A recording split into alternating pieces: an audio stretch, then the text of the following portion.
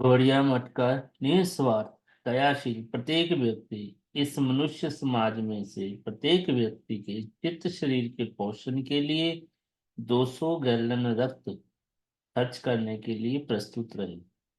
गौड़िया मठ के सेवकों के रात दिन के परिश्रम से जो अर्थ संग्रह होता है उसकी एक एक पाई जगत का इंद्रिय तर्पण बंद करके कृष्ण इंद्रिय तर्पण की कथा में खर्च होता है। जिनके आत्मविद के पास स्वतः भगवत सेवा की वृत्ति सब समय जागृत नहीं हुई, उन सब लोगों का संग कितना ही प्रीति क्यों न हो, परित्याग करना चाहिए। केवल आचार रहित प्रचार कर्म के अंतर्गत भोगी के भोगों के लिए ईंधन जोड़ने और ज्ञानी के विषय से विदग्ध विचारों का अनुगमन करने के लिए हमारे मठ की स्थापना नहीं हुई है। केवल एक दो रुपयों से मठ का उपकार समझना हमारा लक्ष्य नहीं है, परंतु यदि किसी का भी उपकार कर सको तो तभी वह व्यक्ति कृष्ण सेवामय मठ की सेवा करेगा। शुद्ध भक्त गुरु को कैसे देखेंगे? उत्तर: साधारण लोग गुरु को एक रूप में देखते हैं और अंतरंग भक्त अन्य रूप में देखते हैं। अंतरंग या शुद्ध भक्त गुरु को अपना परम आत्मीय कृष्ण का परम प्रिय प्रीति के एकमात्र आधार नित्य सेव्य अपना जीवन स्वरूप एवं सर्वस्व मानते हैं। श्री गुरुदेव कृष्ण के परम प्रिय तथा उनसे अभिन्न है। श्री गुरुदेव का दास हुए बिना कृष्ण का दास बनने की लेश मात्र भी संभावना नहीं है। जो गुरु के दास्य या उनकी सेवा में नियुक्त रहते हैं वे ही शुद्ध भक्त या वैष्णव हैं। पाप युक्त नेत्रों से गुरुदेव का दर्शन नहीं होता है। मनुष्य दर्शन गुरु दर्शन नहीं है, अर्थात गुरु को मनुष्य रूप में देखना उससे नरक जाना पड़ता है। गुरु लघु नहीं है या मनुष्य नहीं है, वे तो ईश्वर हैं, अर्थात भगवान के निज जन हैं। वे महापुरुष महाजन नामाचार्य कृष्ण प्रेष्ठ प्रिय हैं। शिला प्रभुपाद जी की उद्देश्य समृद्धि की जय हो। प्रभाष प्रवृत्ति सिद्धांत में ठाकुर की जय। जय। सभी लोग जिसी धारणा में ही कोई तरीका का गुरुकरण किए हैं वो सभी लोग तो कहेंगे ना कि हाँ भगवान ने भेजा है और ये सदगुरु है।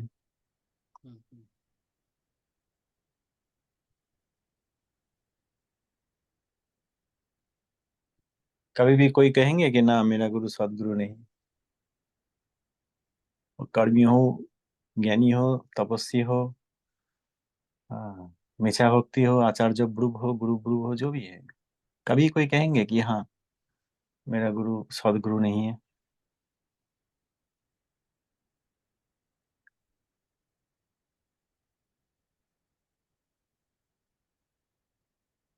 तर्क उठाएंगे उठाएंगे ना।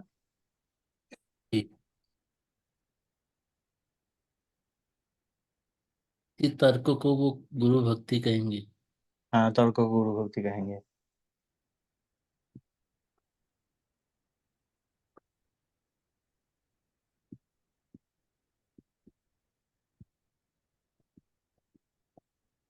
जागतिक युक्ति देकर वो प्रतिष्ठा करने का कोशिश करेंगे, जागतिक धारणा से वो मान लेंगे, क्योंकि गुरु क्या होता है, गुरु वस्तु क्या है, ये उन्हें पता ही नहीं है।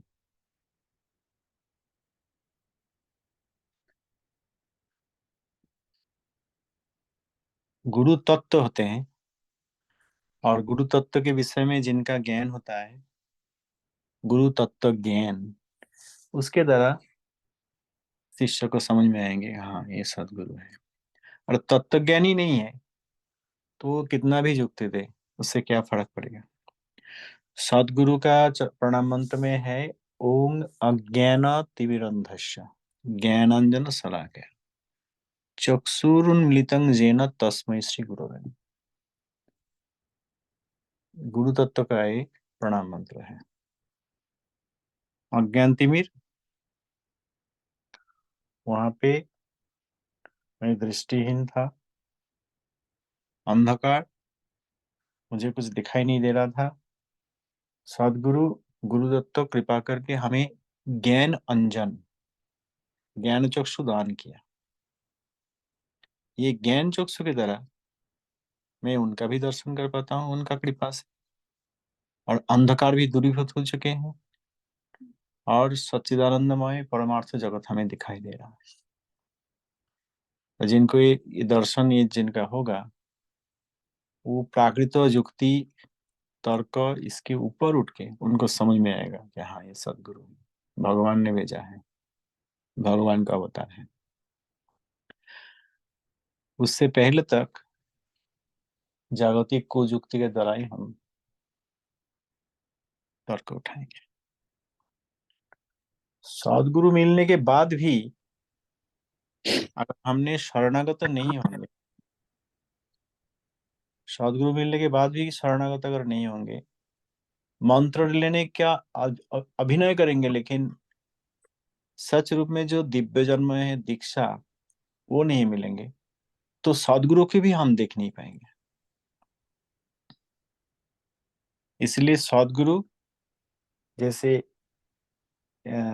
इस कन्वर्सेशन में एक साइड में सदगुरु जैसे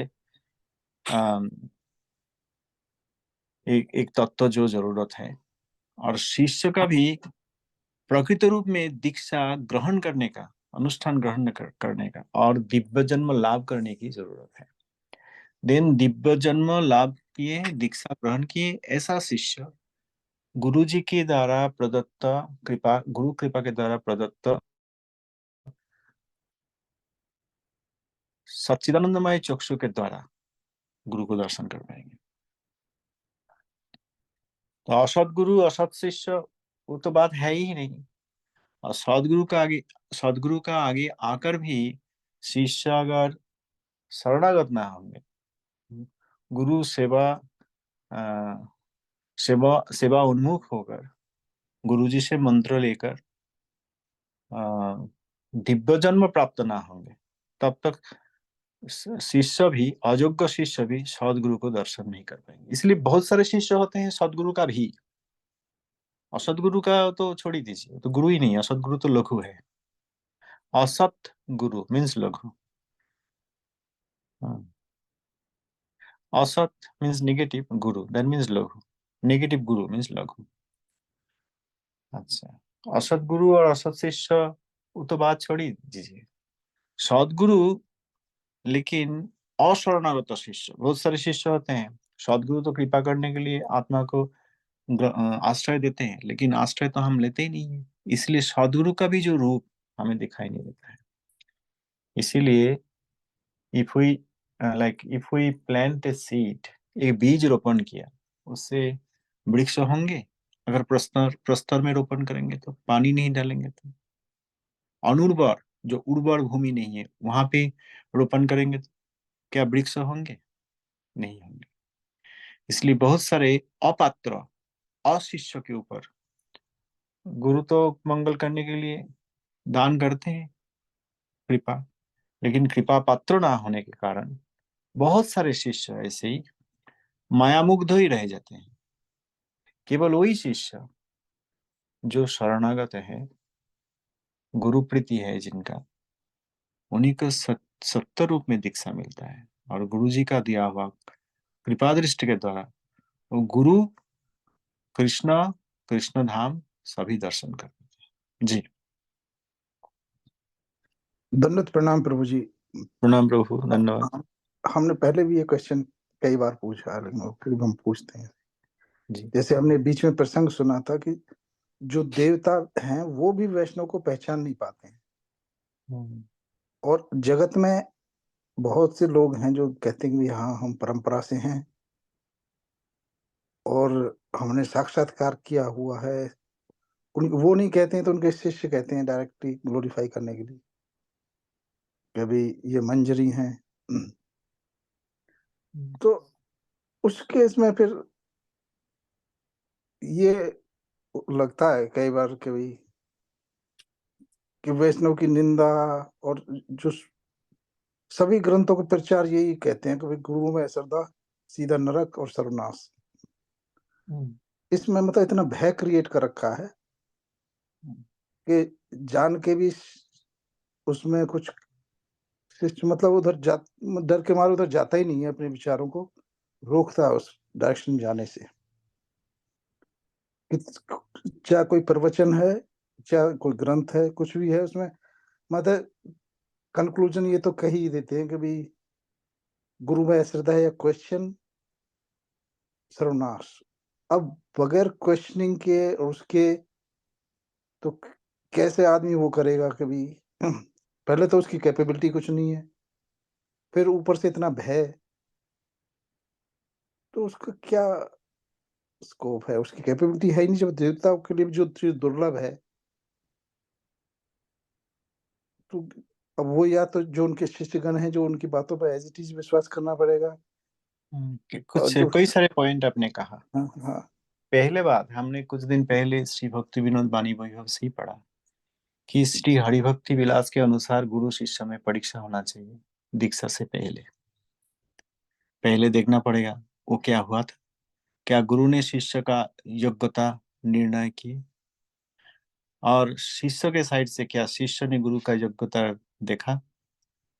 सर्व लक्षण तटस्थ लक्षण, सर्व लक्षण में कृष्ण तत्ववेत्ता, कृष्ण तत्ववेत्ता है सर्वदा हरिभजन, एकमात्र हरिभजन, भोगी नहीं है, त्यागी भी नहीं है, केवल कृष्ण सेवा पर, ऐसा है। तो उसके बाद दीक्षा लेना चाहिए। कोई सारे लोग दीक्षा ले लेते हैं, उसके बाद आपने जो कह रहे हैं वो बात है कि दीक्षा ले लिया, अभी शास्त्र में है या अश्रद्धा करेंगे तो अवमानना के कारण अधोगति होंगे। इसलिए अश्रद्धा का विषय नहीं है। जहां पे भी हमें कोई कृष्ण भक्ति की तरह हमें सहायता किए, उनका सम्मान करना चाहिए। श्रीला बिल्वमंगल ठाकुर जी चिंतामणि जी को गुरु माना। श्री कृष्ण कर्णामृतम का प्रथम श्लोक में उन्होंने चिंतामणि गुरु का सम्मान किया। चिंतामणि जयति सोमगिरी गुरु में जो भी ये पद दिखाते हैं उनको सम्मान करना चाहिए। मैंने देखा अगर कोई सहजिया भी ये पद दिखाया और बाद में समझ में आया रही तो सहजिया है, शुद्ध साधु के संग और शुद्ध शास्त्र का संग करने के बाद अगर समझ में आया, वो सहजिया को भी छोड़ तो देते हैं। लेकिन जहां पे भी उन्होंने कृष्ण भक्ति की तरह उन्होंने निर्देश किया, वो शुद्ध नहीं था, अशुद्ध था, फिर भी उसके लिए वो ग्रेटफुल रहते हैं। ये वैष्णवता इज ये साइंस है ग्रेटफुलनेस का।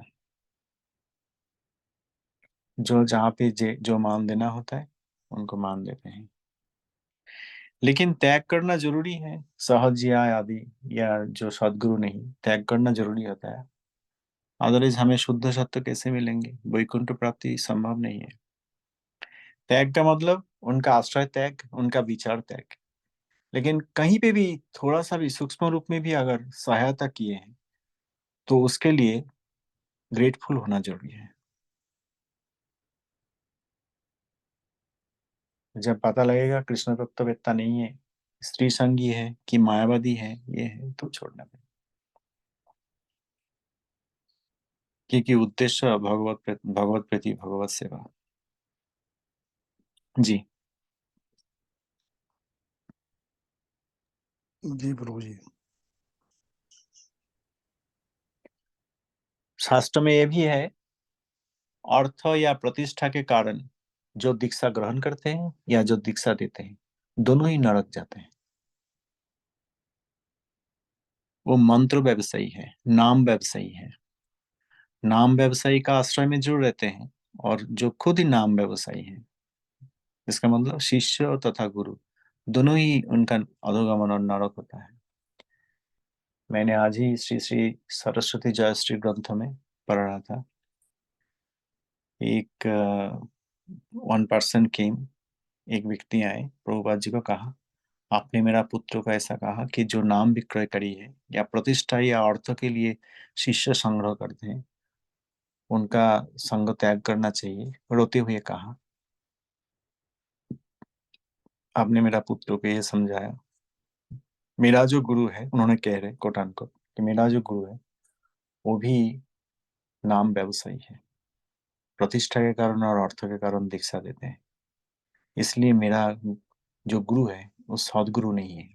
रोते रोते रोते हुए प्रभुपाद जी के आगे, उनका पार्षद के आगे, प्रभुपाद जी के आगे आके रोते हुए कहा। फिर भी उनका शक्ति नहीं हुआ छोड़ने का उस समय।